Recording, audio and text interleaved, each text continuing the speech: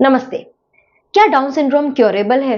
अगर हमें बच्चे के जन्म से पहले ही इसके बारे में पता चले तो क्या हम इसे रोक सकते हैं? अगर एक बच्चे में डाउन सिंड्रोम है तो उसी माता पिता के दूसरे बच्चे में भी ये सिंड्रोम होने के चांसेस हैं। आखिर ये होता ही क्यों है? इससे बहुत सारे सवाल हमारे मन में उठते हैं। इन सब सवालों के जवाब हम इस वीडियो में जानने की कोशिश करेंगे। डाउन सिंड्रोम से जुड़े हुए बहुत सारे तथ्य भी है, जैसे कि लैंगडन डाउन ने 1866 में इसे बताया था। इसी के नाम पर हमने नाम दिया डाउन सिंड्रोम।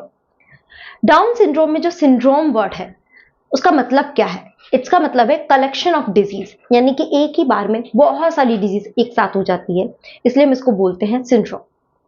सबसे पहले वर्ल्ड हेल्थ ऑर्गेनाइजेशन ने इसको मंगोलिज्म नाम दिया था, बट बाद में यूएसए के NIH national institute of health ने इसको डाउन सिंड्रोम नाम दिया और यूनिवर्सली फॉलो किया।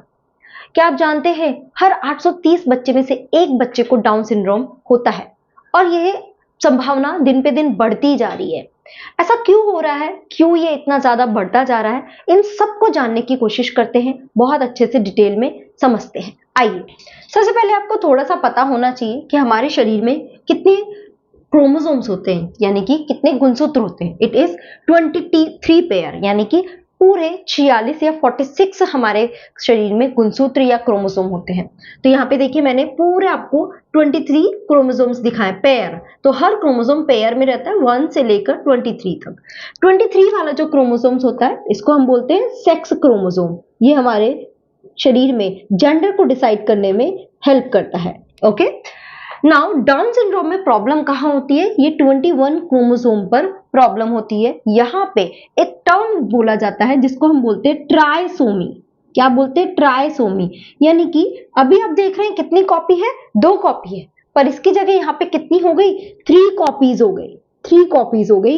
इसी की वजह से डाउन सिंड्रोम होता है। सुनने में ये लग रहा है कि इसमें क्या दिक्कत है? चलिए बात करते हैं, पहले तो समझते हैं ऐसा हो क्यों रहा है।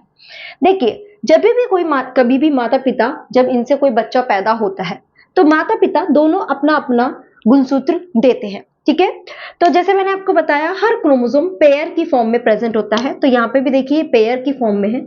बट जब माता पिता अपने बच्चे पैदा करने के लिए जब स्पर्म या एग बनाते हैं तो स्पर्म और एग में क्या होते हैं? ये दोनों पेयर सेपरेट होके एक एक दोनों में चले जाते हैं। ऐसे ही एग में भी सिंगल सिंगल चले जाते हैं। उसके बाद ये दोनों वापस से मर्ज होते हैं, यानी कि एक स्पर्म और एक एग आकर फ्यूज होकर क्या बनाता है? एक पूरा वापस से पेयर बना लेता है, वापस से ओरिजिनल नंबर बना लेता है। इतनी सी बात समझ में आई? हर क्रोमोसोम के लिए यही सब होता है, ऐसे ही होता है। इस प्रोसेस को हम बोलते हैं मियोसिस। क्या बोलते हैं? मियोसिस। जिसमें क्या हो रहा है कि जो भी क्रोमोसोम से वो आधे एक स्पर्म में चले गए, आधे दूसरे में चले गए। इस तरह से पूरा प्रोसेस होता है। ये तो एक नॉर्मल फंक्शनिंग है। बट डाउन सिंड्रोम के केस में क्या हुआ? अचानक क्या हुआ? मियोसिस में गड़बड़ हो गया। क्या हो गया? मियोसिस में गड़बड़ हो गया। अब मान के चलिए कि ये जो क्रोमोसोम है, कौन सा क्रोमोसोम है? 21 नंबर वाला क्रोमोसोम है, ये वाला क्रोमोसोम है, ठीक है। अब क्या हुआ? जब इसको सेपरेट होके यहाँ दोनों अलग अलग एग में जाना था, बाय चांस क्या हुआ? ये सही से सेपरेट नहीं हो पाया और दोनों ही क्रोमोसोम एक एग में चले गए। समझ रहे हो? क्या हुआ? दोनों ही क्रोमोसोम एक ही एग में चले गए और इस एग में कुछ नहीं आया। यानी कि यहाँ पे जो मियोसिस है वो सही तरीके से नहीं हुआ। इसको हम बोलते हैं नॉन डिसजंक्शन, यानी कि सही से ये प्रोसेस कंप्लीट नहीं हो पाया। यानी कि सेल डिवीजन जब हो रहा था तो सही से ये प्रोसेस में नहीं हो पाया, इसमें एरर क्रिएट हो गई। अब ये एरर क्यों होती है? वैसे तो ये बाय चांस वाली है, बट जितना ज्यादा ओल्ड एज में जाते जाओगे इसके एरर के चांसेस और बढ़ते जाएंगे। जानते हैं उसके बारे में भी। तो अब हुआ क्या? अब दोनों क्रोमोसोम, जब दोनों ये स्पर्म और एग मर्ज होंगे, फ्यूज होंगे, तो क्या हुआ? यहाँ पे एक और एक्स्ट्रा क्रोमोसोम आ गया और अब कितने हो गए? 21 क्रोमोसोम पे 3 क्रोमोसोम हो गए। कितने हो गए? 3 क्रोमोसोम हो गए। टोटल मैंने बताया आपको कितने क्रोमोसोम रहते हैं, यानी कि 46 क्रोमोसोम रहते हैं। 23 पेयर है ना, 46 क्रोमोसोम रहते हैं। बट 21 पे क्या आ गया? एक एक्स्ट्रा क्रोमोसोम आ गया। यानी कि डाउन सिंड्रोम के केस में कितने क्रोमोसोम हो जाते हैं? 47 हो जाते हैं। एक क्रोमोसोम एक्स्ट्रा होता है और वो कौन सा वाला होता है? 21 क्रोमोसोम पे एक क्रोमोसोम एक्स्ट्रा आ गया और इसी की वजह से इतनी सारी परेशानियां स्टार्ट हो जाती है, ठीक है। डाउन सिंड्रोम में सिम्टम्स क्या क्या होते हैं, कैसे हम पहचान सकते हैं? क्या होता है? ब्रॉड फ्लैट फेस होता है, फेस में ज्यादा बाहर नहीं होते हैं, ईयर्स स्मॉल होते हैं, नेक में बहुत छोटी सी, हमेशा इनका माउथ क्या रहेगा? ओपन रहेगा, प्रॉपर आई कांटेक्ट नहीं बना पाएंगे ये बच्चे। शॉर्ट ब्रॉड हैंड्स होते हैं, हैंड्स छोटे भी होते हैं, इवन जो पाम है वो भी शॉर्ट होती है, छोटी होती है। ऐसे ही जो उंगलियां हैं, फेलेंजेस है, वो भी शॉर्ट होते हैं। मेंटल रिटार्डेशन इनके साथ होता है कि इनका जो आईक्यू लेवल है वो इनकी उम्र के हिसाब से काफी कम होता है, ये उस हिसाब से काम नहीं कर पाता। इसी के साथ ही दो और प्रॉब्लम यहाँ पे स्टार्ट हो जाती है कि इनके पास हार्ट डिफेक्ट्स बहुत ज्यादा होता है, हार्ट से रिलेटेड परेशानियां इन वाले बच्चों को ज्यादा होने के चांसेस होते हैं। एंड दूसरा उसके साथ ही ल्यूकेमिया, यानी कि ब्लड सही से ना बनना, ठीक है, यानी कि ब्लड की कमी जो है वो इन बच्चों में ज्यादातर देखी जाती है। ठीक है, मैं यहाँ पे आपको एक फोटो दिखा रही हूँ जिससे आप थोड़ा सा रिलेट कर पाएंगे कि एक्चुअल में जो डाउन सिंड्रोम के बच्चे वो किस तरह से दिखाई देते हैं। ओके, तो ये तो देखिए सिम्टम हो गए। अब हमारे सवालों के जवाब। पहला सवाल था कि क्या ये मतलब इसको रोका जा सकता है, ये क्योरेबल है? देखिए, ये बाई चांस इवेंट है, बाई चांस ऐसा हुआ कि मियोसिस सही से नहीं हो पाया, ये भी तो एक मशीनरी है, काम करते करते एरर आ गया और उसकी वजह से ये प्रॉब्लम क्रिएट हो गई, ठीक है ना। तो ये बाई चांस एरर है। पर हाँ, ओल्ड एज वुमेन जो है उनमें ये वाली डिफेक्ट्स पैदा करने के, मतलब ऐसे डिफेक्टिव बच्चे पैदा करने के चांसेस ज्यादा होते हैं। अब ऐसा क्यों है? क्योंकि क्या होता है ना, थोड़ा सा इसको समझिए। जो मदर होती है, यानी कि, या मैं आपको बोलूं जो वुमेन होती है, विमेन जो है जब वो पैदा होती है तो वो अपने लिमिटेड एग को लेकर ही पैदा होती है। उसके बाद वो नया कोई भी अपने जीवन में कभी भी नया कोई एग नहीं बनाती। तो वो जितने एग्स लेके पैदा होती है वही एग्स हर महीने एक एक निकलते रहते हैं। ठीक है, तो अब क्या हुआ, जैसे ही ओल्ड एज में यानी कि 35 एज के क्रॉस करने के बाद ये एग्स जो शुरू से जन्म से ही हैं, अब वो जन्म से ही वो 35 ईयर्स के बाद में जो रिलीज हो रहा है उस एग की उम्र बहुत ज्यादा हो चुकी है, यानी कि वो बहुत ज्यादा ओल्ड हो चुका है। वो एग नया तो कुछ बनता नहीं है जन्म के बाद, एज आई टोल्ड यू, है ना। तो वो एग बहुत ज्यादा ओल्ड हो चुका है, यानी कि इस एग में डिफेक्ट होने के चांसेस बहुत ज्यादा है। तो अब इस एग में जब डिवीजन होगा तो इस डिवीजन में क्या होगा, ये मियोसिस में प्रॉब्लम हो जाएगा और उसकी वजह से ही सारे डिफेक्ट क्रिएट हो जाएंगे।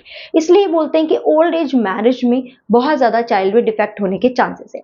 ऐसा जरूरी नहीं है हमेशा होता है, बट ये बाई चांस इवेंट है। हाँ, ओल्ड एज वुमेन में संभावना ज्यादा हो जाती है, पॉसिबिलिटी ज्यादा हो जाती है। ठीक है, सेकेंड क्वेश्चन आता है कि क्या एक बच्चे में होने के बाद दूसरे बच्चे में होने के चांसेस होते हैं? देखिए, वैसे तो ऐसा नहीं पाया गया है, बट कभी कभी ऐसा देखा जाता है कि दूसरे बच्चे में नॉर्मल जो कपल है उनके जो सेकंड चाइल्ड है उनके कंपैरिजन में थोड़ी सी परसेंटेज ज्यादा रहती है। सेम वही रीजन है, क्योंकि जो मदर है वो ओल्ड एज वाली है तो उसके एग्स भी सारे ओल्ड है, तो उसमें एरर होने के चांसेस होते हैं। जनरली ये जेनेटिक डिसऑर्डर तो नहीं कहेंगे, मतलब कि हेरिडिटरी नहीं है, वी कैन नॉट से कि ये हेरिडिटी है कि एक से दूसरी जनरेशन में जाएगा ही जाएगा, यानी कि ये जो बच्चा है ये अपनी नेक्स्ट जनरेशन में पैदा करेगा, ऐसा जरूरी नहीं है। बट कभी कभी ऐसा पाया जाता है कि इससे ट्रांसफर हो जाता है, बट वो पूरी तरह से डाउन सिंड्रोम वाला नहीं होता है। क्रोमोसोम सेम रहते हैं बट थोड़ा सा इफेक्ट उसमें आ सकता है, क्रोमोसोम यानी 46 ही रहेंगे इस बच्चे के नेक्स्ट जनरेशन में, बट उसमें थोड़ा बहुत डिफेक्ट आ सकता है। ठीक है ना, कई बार इस क्रोमोसोम का पार्ट कुछ आ जाता है जिसकी वजह से डिफेक्ट आ सकता है, बाकी क्रोमोसोम सेम रहते हैं, ट्रांसफर होने के चांसेस बहुत कम है। अगर प्री एज स्टेज में, मतलब बिफोर बर्थ, अगर ये पता चल जाए तो क्या इसको क्योर करने के चांसेस हैं? देखिए, अगर बर्थ के बिफोर बर्थ बहुत सारे ऐसे स्कैन है या सोनोग्राफी है जिसके थ्रू हम पता कर सकते हैं कि बच्चे में डाउन सिंड्रोम होने के चांसेस हैं या नहीं। अगर हमें पता चलता है तो थोड़ी सी थेरेपी के थ्रू हम क्या कर सकते हैं, उस चीज को थोड़ा सा और हील कर सकते हैं या डील करने में इजी रहेगा। बच्चों की एज थोड़ी सी बढ़ सकती है, पूरी तरह से हम इसे क्योर नहीं कर सकते। आज की डेट में जो मेडिकल फैसिलिटीज है उन्होंने इन बच्चों की एज की लाइफ एक्सपेक्टेंसी को काफी बढ़ा दिया है, 60 उम्र तक भी ये वाले जो पर्सन है वो सरवाइव करते हैं। पहले ये उम्र बहुत कम थी, ये ज्यादा लंबा इनका लाइफ नहीं रहता था, बट आज की डेट में ये बढ़ चुका है। तो मुझे लगता है सारे सवाल आपको शायद क्लियर होंगे कि डाउन सिंड्रोम होता क्यों है, क्योरेबल है या नहीं, और अब दिन पे दिन इसकी संभावना क्यों बढ़ती जा रही है, क्योंकि ओल्ड एज मैरिज, मतलब कि बाद में जो ऐसी वुमेन जो बाद में कंसीव करती है, उनमें ये चांसेस ज्यादा होते जा रहे हैं। ठीक है, सो मैं उम्मीद करती हूँ कि आप लोगों को ये अच्छे से समझ में आया होगा। फिर भी अगर आपको कोई डाउट आता है, आप कमेंट सेक्शन में डालकर अपने डाउट पूछ सकते हैं, मैं जरूर उनका जवाब दूंगी। और इसके रिलेटेड और इसी कोई और टॉपिक जिस पे आप चाहते हैं कि मैं आपको डिटेल इन्फॉर्मेशन दूं, प्लीज मुझे कमेंट बॉक्स में बताइए। नमस्ते।